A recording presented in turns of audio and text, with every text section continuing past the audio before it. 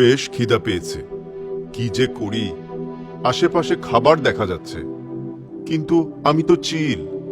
কাকের মতো যেখানে সেখানে খাওয়া কি আমাকে শোভা পায়? আমার একটা প্রেস্টিজ আছে না? উড়ে যাওয়ার সময় সে কাককে দেখতে পেয়ে দাঁড়ালো, ভাবলো কাককে নিয়ে একটু মজা করা যাক। আরে, ওটা একটা কাক না? যাই, কাকটাকে নিয়ে একটু মজা করে আসি। এই ভেবে সে কাক যে গাছের ডালে বসেছে সেই গাছের কাছে এসে উঠতে উঠতে কাককে ডাকলো এবং কুশলাদি জিজ্ঞেস করলো। আরে কাক নাকি, কি খবর?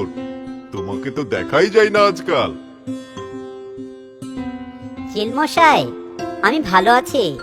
কিছুদিন অসুস্থ ছিলাম, তাই বাসা থেকে তেমন একটা বের হইনি। আপনি কেমন আছেন? চিল তখন অহংকার করে বলল, আমি কি আর তোমার মতো সাধারণ কাক? আমি সব সময়ই ভালো থাকি। এই কথা শুনে কাক আর তর্কে জড়ালো না, কারণ সে জানে অহংকারী চিলের স্বভাব কেমন। এই প্রচন্ড রোদে উড়ে বেড়াচ্ছেন কেন?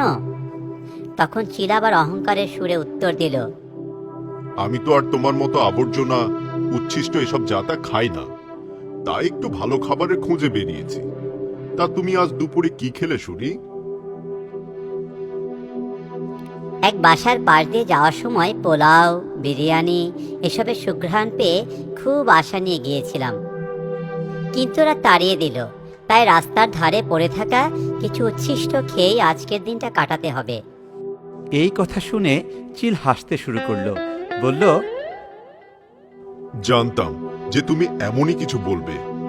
তোমরা মানুষের আশেপাশেই সবসময় থাকো, আর ওরা তোমাদেরকে দূর দূর করে তাড়িয়ে দেয়।